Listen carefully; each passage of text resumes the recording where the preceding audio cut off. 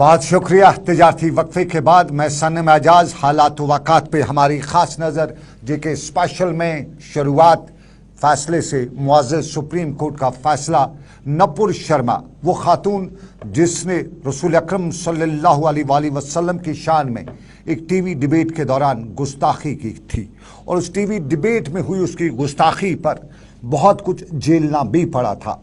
मुल्क को बैनुल-अक़वामी सतह पे नुकसान भी हुआ, मुल्क की छवि भी ख़राब हुई, लेकिन मुल्क के अंदर भी सवाल उठे, मुजाहरे हुए, तोड़फोड़ हुई, डोज़र चला, लोगों को PSA भी लगाया गया। लेकिन आखिरकार ये मामला मुअज़्ज़ज़ अदालत तक पहुंचा और आज सुप्रीम कोर्ट ने नपुर शर्मा के खिलाफ फैसला सुनाया। फैसला सुनाते हुए नपुर शर्मा के हवाले से कई मामलात को सामने रखते हुए मुअज़्ज़ज़ अदालत ने फटकार लगाई, नपुर शर्मा को फैसला भी सुनाया। और फैसला सुनाते हुए मुअज़्ज़ज़ अदालत ने बताया कि जिस तरह शान में गुस्ताखी इस खातून ने की, उसी तरह टीवी पे वापस आए, माफ़ी मांगे नपुर शर्मा। नपुर शर्मा की माफ़ी मांगने पर महबूबा मुफ्ती का ट्वीट भी आया और महबूबा मुफ्ती ने नपुर शर्मा के इस सारे मामले पर अपनी ट्वीट में बताया कि क्या दिल्ली पुलिस वो सब कुछ करेगी जो उसने उस दिन किया जब नपुर शर्मा के खिलाफ मुजाहरे हुए थे। इस मामले को थोड़ा सा और भी अगर देखें तो इस पे बड़ी बातें की जा रही है, बहुत से सवालात पूछे जा रहे हैं, क्योंकि लोग अक्सर डिमांड कर रहे थे कि नपुर शर्मा को गिरफ्तार होना चाहिए, उसको गिरफ्तार किया जाना चाहिए। मुअज़्ज़ज़ अदालत ने जो आज फैसला सुनाया उसमें माफ़ी तक का ही मामला है और इस पर महबूबा मुफ्ती ने अपना रिएक्शन दिया है। इस रिएक्शन में दिल्ली पुलिस ने नपुर शर्मा के उस बयान के बाद जो कुछ भी हालात हुए उसमें जिस तरह लोगों के साथ जो सलूक किया, लोगों को गिरफ्तारियां की, लोगों को डंडे भी चलाए, टीयर गैस भी चलाए और कुछ लोगों की मौत के वाक़ात भी हुए और उस पर उन्होंने सवाल उठाए हैं। सवाल बहुत से लोगों ने आज कश्मीर में उठाए और शायद मुल्क के कई और हिस्सों में भी सवाल उठे हैं, लेकिन इन्हीं सवालात के बीच में नपुर शर्मा अब मुअज़्ज़ज़ अदालत ने माफ़ी मांगने का और बहुत से उनका जो स्टेटमेंट है, जो बयान है, मुअज़्ज़ज़ अदालत का जो फैसला है, उसमें बहुत कुछ सुनने को मिल रहा है। लेकिन आपको नाज़रीन दूसरे पहलू पे लिए चलते हैं और दूसरा पहलू आपको बताएं। जम्मू कश्मीर के हवाले से इस साल बड़ी खबर की बात थी। अगले साल सरकार ने, दिल्ली ने बताया था कि G7 समिट जम्मू कश्मीर में होगा और G7 समिट के हवाले से जम्मू कश्मीर में जो पढ़ा लिखा तबका था वो इस समिट को किस एंगल से लेता था, लेकिन अक्सर यही बता रहे थे कि एक तामीर, एक इंफ्रास्ट्रक्चर यहाँ डेवलप होगा। उस इंफ्रास्ट्रक्चर पर भी बात करेंगे, लेकिन उससे पहले बताते चलें कि इस G समिट की पहले पाकिस्तान ने मुखालफत की और पाकिस्तान ने बाज़ाब्ता तौर पे बैनुल-अक़वामी लाइन्स पर जाते हुए एक लॉबिंग का सिस्टम शुरू किया और इसके ख़िलाफ़ अपना बताया कि जम्मू कश्मीर पाकिस्तान के बकौल एक मुतनाज़ा इलाका है और इसमें ये समिट नहीं होना चाहिए। लेकिन आज चीन के वज़ारत ख़ारजा ने भी G समिट जम्मू कश्मीर में, G7 समिट जम्मू कश्मीर में कराने के हवाले से इसके ख़िलाफ़ अपना रद्द-ए-अमल ज़ाहिर किया है और इस हवाले से कहीं न कहीं पाकिस्तान और चीन इसी एक पेज पे देखते हुए नज़र आ रहे हैं। चीन का चींची, लेकिन आपको बताएं G7 समिट जम्मू कश्मीर में होना अगर हो जाता है तो जम्मू कश्मीर में तामीर और तरक्की के बड़े माफ़ कीजिएगा G20 समिट जो अगर जम्मू कश्मीर में हो जाता है तो यहाँ इंफ्रास्ट्रक्चर बनाना पड़ेगा, क्योंकि माना जा रहा है कि अगर 20 ममालिक के सरबराहान जम्मू कश्मीर आ जाते हैं, सभी ना आ जाएं, 15, 16, 17, 10 आ ही जाएं, तो हर एक के साथ साथ उस मुल्क की बड़ी शख्सियात होंगी और अक्सर एक ओहदेदार के साथ 100 के करीब आदमी होता है और अगर 10 आ जाते हैं तो करीबन 1000 जो बड़े लोग आएंगे उनके लिए जम्मू कश्मीर में इंफ्रास्ट्रक्चर है। अगर नहीं है तो सरकार आज से वो बनाना क्यों नहीं शुरू करी है, क्योंकि कम वक्त बचा हुआ है। अगले साल अगर समिट होना है तो फिर देश की जो रौनक है, देश की जो शान है, वो भी डिस्प्ले करनी पड़ेगी। कितना देश आगे है, दुनिया के ममालिक को दिखाना पड़ेगा और उसके लिए एक इंफ्रास्ट्रक्चर तैयार करना है। क्या जम्मू कश्मीर में, ख़ासतौर पे कश्मीर में जब ये समिट होगा तो क्या यहाँ वो होटल एकोमोडेशन उस तरह की है जहाँ बैनुल-अक़वामी सतह के जो मेहमान होंगे उनको बिठाया जाएगा, यहाँ पे क्या उस तरह की सड़कें हैं, उस तरह की, और इसमें एक अच्छा खासा वक्त लगेगा। क्या सरकार जो है उस पर आज से काम शुरू नहीं कर सकती है या आग लगने पर, वक्त आने पर कुआं खोदने की बात करेगी? इस पे लोग बातें भी कर रहे हैं, लेकिन एक और बात हम करेंगे और वो है यात्रा की। यात्रा शदमत से जारी भी है और यात्रा के जारी होने के बीच में आपको बताते चले कि आज दूसरे दिन भी बड़ी तादाद में यात्री अमरनाथ गुफा में दर्शन और पूजा पाठ के लिए नुनमन, पहलगाम और बालथल बेस कैंपों से रवाना हुए। आज सुबह जम्मू के भगवती नगर से 6400 यात्री 265 छोटी बड़ी गाड़ियों में कश्मीर के लिए रवाना हुए, जो बाद दोपहर मालूम हुआ कि श्रीनगर कश्मीर अपने कैंपों में पहुंच गए हैं। अब की बार दो चीज़ें बड़ी देखने को मिली। एक तो यात्रियों की सहूलियात के लिए BSNL के प्रीपेड कैंप जो सिम कार्ड्स हैं वो दोनों कैंपों में यात्रियों के लिए मुहैया रखे गए हैं।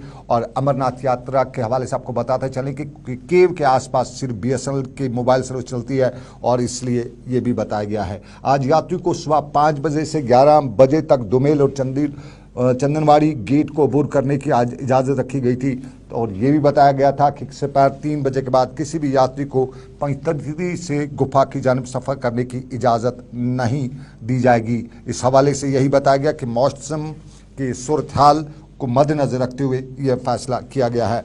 अब की बार 70 साल से ज़ायद उम्र वाले अशखास, 13 साल से कम उम्र वाले बच्चों और बच्चियों, 6 माह के हामला खवातीन को यात्रा की इजाज़त नहीं दी जा रही है। और दोनों बेस कैंपों में इस बात को यकीनी बनाया जाता है कि यात्रा का पैदल सफ़र शुरू करने से पहले यात्रियों ने माकूल कपड़े, जूते वगैरह पहन रखे हों। 2022 30 जून को यात्रा शुरू हुई और नुनमन और बालथल बेस कैंपों से बड़ी तादाद में यात्री जो हैं वो रवाना हुए। आज 6400 यात्री जम्मू से श्रीनगर के लिए पहुंचे हैं। कुल मिला के ये तादाद अब 17,100 के तक पहुंच गई है। और आज भी मज़ीद 7,000 लोग जम्मू के मुख्तलिफ जो बेस कैंप्स हैं, जम्मू जहां रजिस्ट्रेशन दिया वहां पहुंचे हैं और उनके लिए सरकार ने पूरे इंतजामात किए हुए हैं। अब की बार जहां prepaid mobile BSNL prepaid service हैं, वहीं श्रीनगर के हवाई अड्डे से बराह रास्त चॉपर सर्विस भी अमरनाथ यात्रा के लिए केव के लिए शुरू की गई है। और इसके दौरान वो यात्री जो दिल्ली से बजरिया हवाई जहाज श्रीनगर के हवाई अड्डे पहुंचते हैं, वहां से बाहर निकलते ही उन्हें हवाई अड्डे के हुमामा बाहर पास ही ये सर्विस मुहैया रखी गई है और यात्री इससे खुश भी हैं। यात्री खुश है, किस तरह से उनका वो अपनी खुशी का इजहार करें वो भी है, लेकिन कुछ लोगों ने भी इस पर बात की है। पहले यात्रियों का सुनते ही वो इससे कितना मुतमईन है, कितना अरेंजमेंट से मुतमईन है। देखिए, हम हरियाणा से आए हैं, 4 मेरे साथ फैमिली मेम्बर्स हैं। हम पहली ही फ्लाइट से यहाँ से हमने बुक किया था स्लॉट 6 से 9 वाला, परंतु वो क्योंकि चॉपर्स की कमी थी तो वो पहली जो फ्लाइट थी हमारी 2 बजे उड़ी वो। तो फिर हम यहाँ से नीलगिरस गए और नीलगिरस से पनस्तरनी के लिए तो हम थोड़ा लेट हो गए, क्योंकि ये पहला दिन था। आप ये भी कह सकते हो कि ये एक्सपेरिमेंट भी था, परंतु अगर इसमें थोड़ी सी मेहनत और कर ली जाए तो it can be a good event. यात्रा हमारी बहुत अच्छी रही है, दर्शन हमें बहुत अच्छे हुए हैं और हम कश्मीर एडमिनिस्ट्रेशन का और जो श्राइन बोर्ड है उसका तहे दिल से शुक्रिया। इस यात्रा के दौरान हवाई सर्विस, चॉपर सर्विस जो है श्रीनगर के हवाई अड्डे के नज़दीक से शुरू की गई है और अक्सर कश्मीरी इस पे सरकार की नुक्ताचीनी करते हुए बता रहे हैं कि बाज़ाब्ता तौर पे पहलगाम से चॉपर सर्विस चलती है, बाज़ाब्ता तौर पे बालथल के बेस कैंप से चॉपर सर्विस चलती है।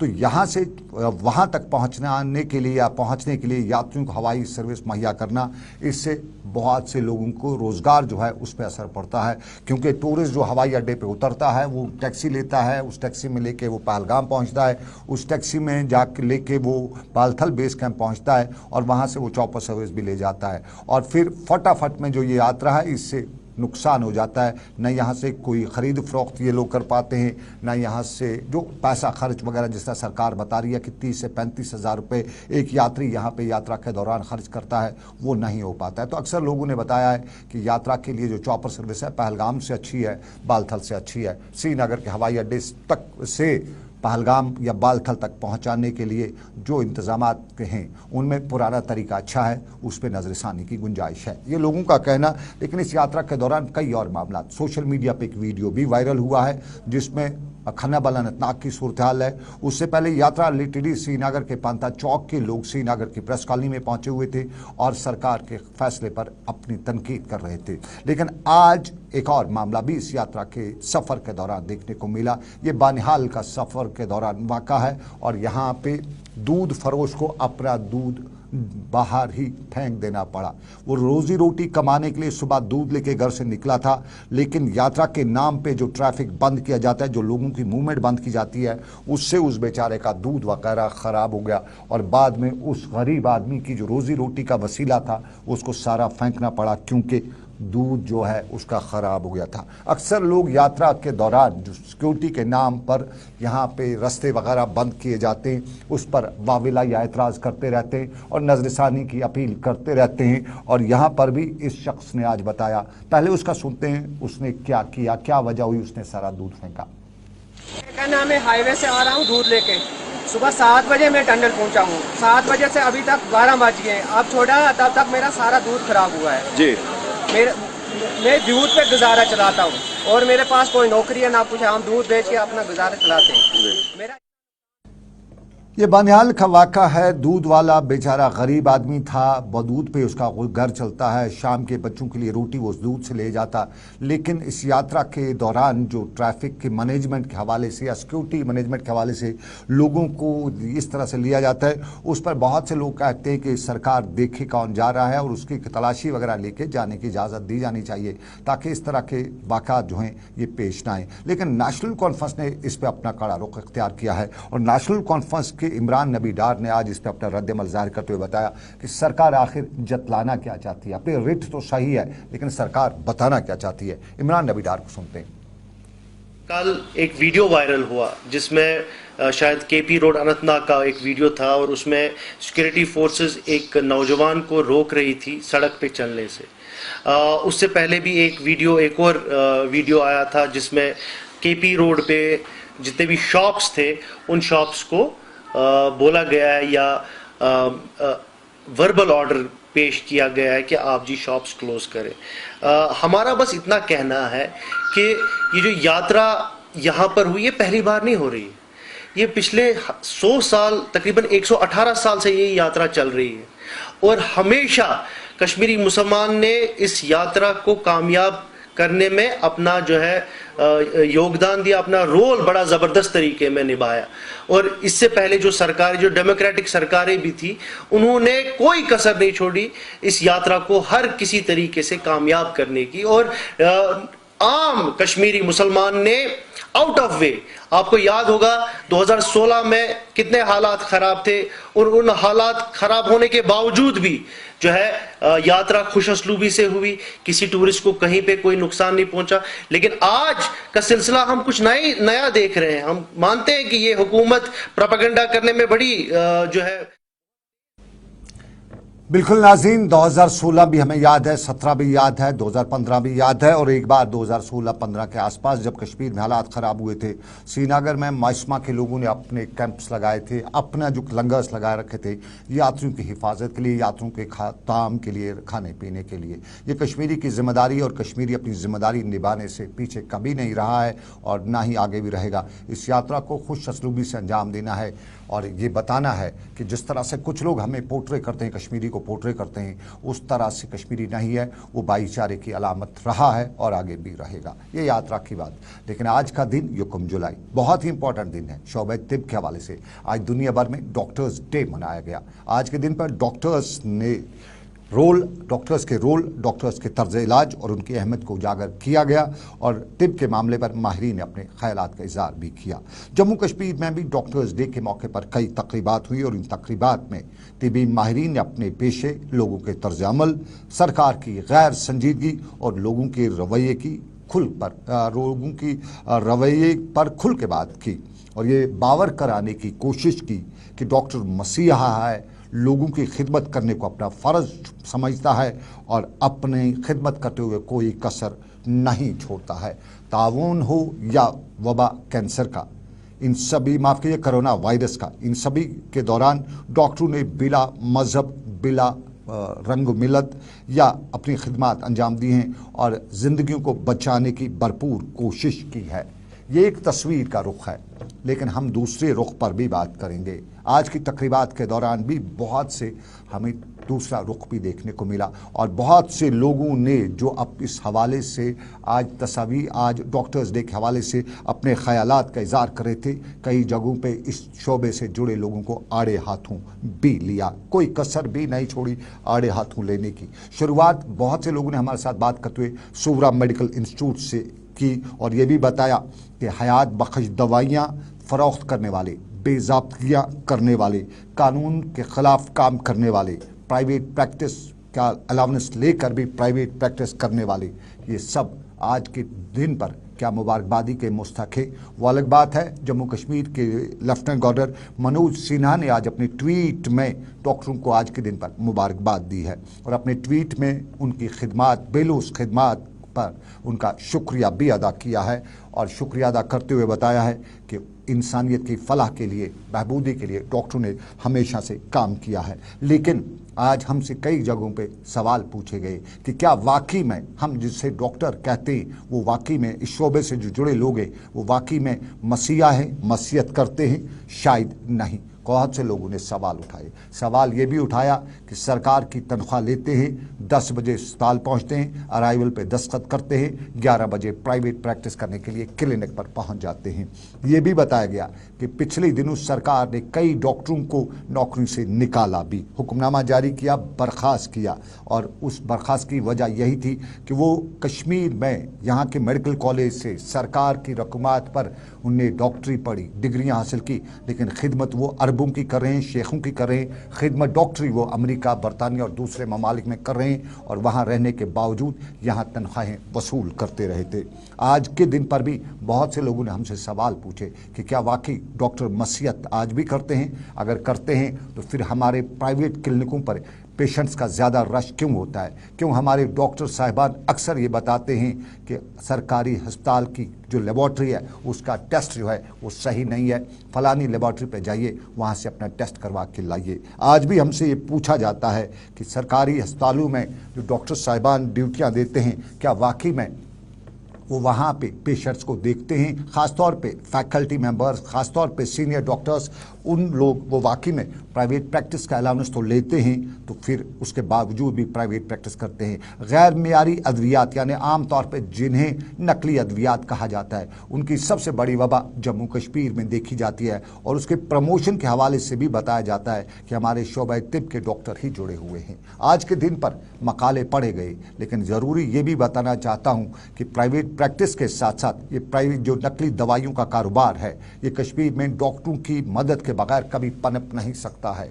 आज भी डॉक्टर महंगी दवाइयाँ और 10-12 एक बीमारी के लिए अपने नुस्खे में 10-12 दवाइयाँ लिख सकता है। आज हमें एक डॉक्टर ने इस हवाले से भी बात करते हुए बताया कि ऐसा नहीं है, लेकिन हमें जिस डॉक्टर ने बताया खुद वो सूरा मेडिकल इंस्टीट्यूट का डॉक्टर है और श्रीनगर के पीरबाग इलाके में नुस्खे पर अपना नाम लिखे बिना यानी सफ़ेद नुस्खे पर प्राइवेट प्रैक्टिस भी करता है और 500 रुपये फीस भी लेता है। हमारी लेबॉर्ट्रियों का हाल तो हमने आपको बताया, हमारे डॉक्टर साहिबान लेबॉर्ट्रियों के लिए भेजते हैं और आज अक्सर लोग ये भी कहते हैं कि सब डॉक्टर हमारे ऐसे नहीं हैं। हम ये भी मानते हैं कि हमारे सभी डॉक्टर ऐसे नहीं हैं। शोबा तिब से जुड़े बहुत से लोग हैं जिनमें वाकई मसीहत है, वो मसीहा का रोल अदा करते हैं, लेकिन कुछ शोबा तिब से जुड़े डॉक्टर साहिबान, दूसरे लोग जो हैं वो इस पेशे का जो कर रहे हैं उससे देख के बहुत सवाल उठते हैं। कुछ वाक़ात आंखों देखे भी है, कुछ के हम गवाह भी है, रिसेंटली के वाक़ात हैं और अगर ये वाक़ात सही नहीं होते तो कश्मीर में दर्द दिल के डॉक्टर का कश्मीर में इलाज नहीं होता है।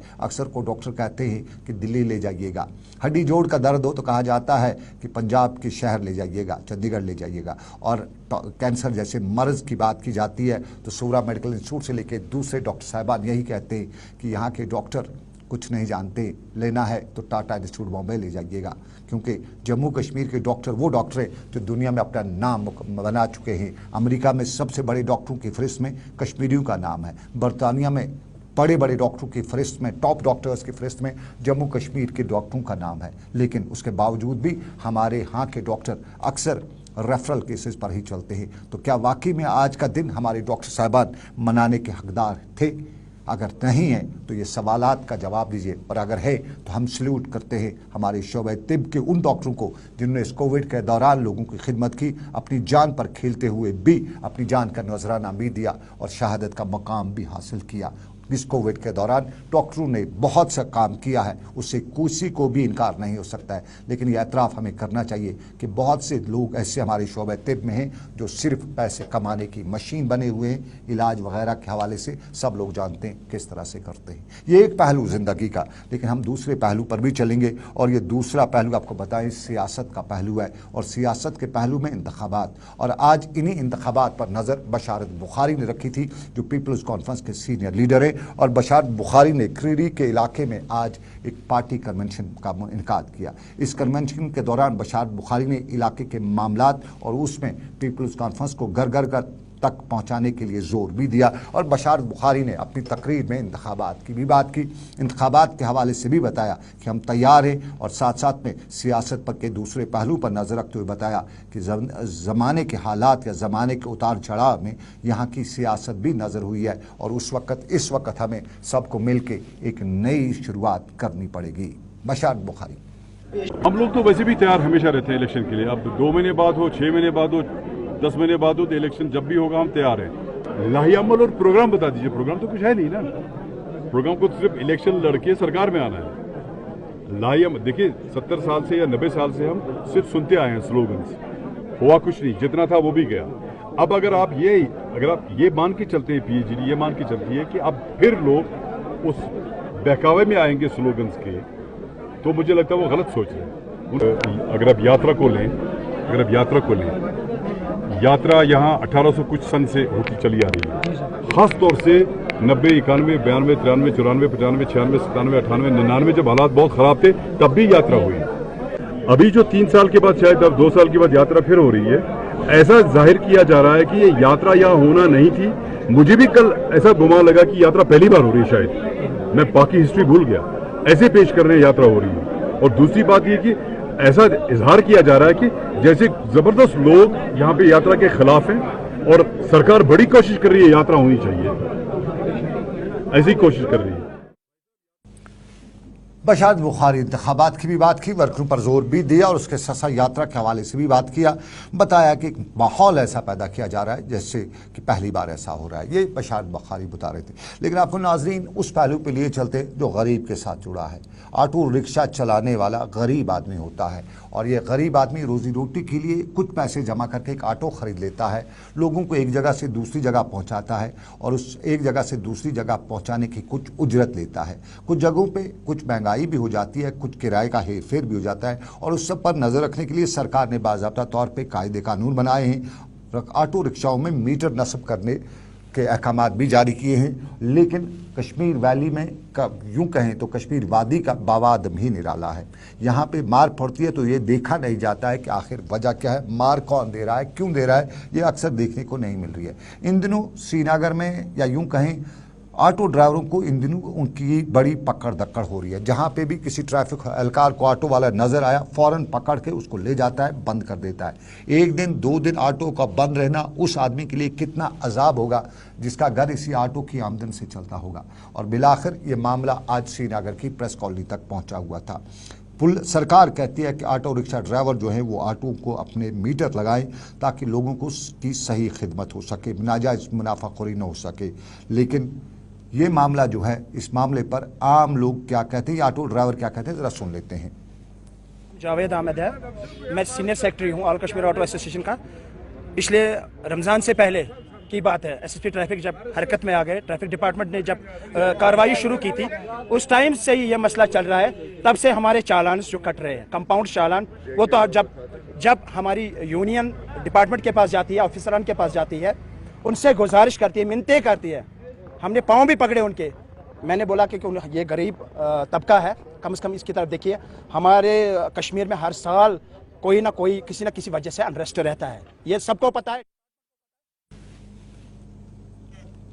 बहुत संगीन मामला है, ये लोग हड़ताल कर रहे हैं। एसएसपी श्रीनगर जो ट्रैफिक के हैं, एसएसपी सिटी मुजफ्फर अहमद शाह, ज़रा उनकी सुनते हैं वो क्या बताते हैं इस मामले पे, क्योंकि इस पहलू को देखने की ज़रूरत भी है। जहाँ पे हमने जो ऑटो ड्राइवर साहिबान यहाँ पे हमारे जो चल रहे हैं श्रीनगर सिटी में, बहुत सारी कंप्लेंट्स आ रही थी कि ओवरचार्ज कर रहे हैं, मीटर्स यूज़ नहीं कर रहे हैं। दूसरा कि दे रिजॉर्ट टू जो रॉन्ग पार्किंग्स हैं, ऑब्स्ट्रक्टिव पार्किंग्स हैं, ऑटो कहीं पे खड़ा कर दिया मेन रोड पे और ना राइट और लेफ्ट में बैठे रहते हैं, as a result of which congestion हमारा बहुत सारी जगहों पे होता है।